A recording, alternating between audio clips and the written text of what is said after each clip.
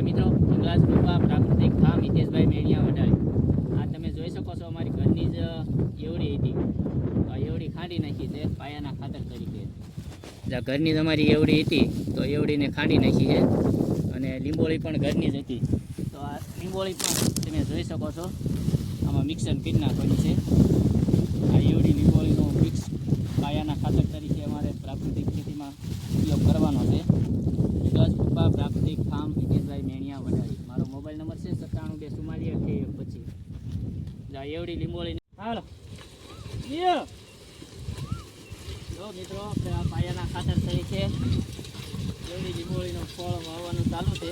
20ની જાગે વાવેતર મગફળીનું કરવાનું છે અને પ્રાકૃતિક રીતે તમારે વાવેતર કરવાનું છે.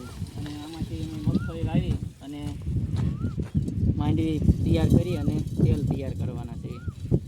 મારો મોબાઈલ નંબર છે 97 244 2825. જય ગૌ માતા.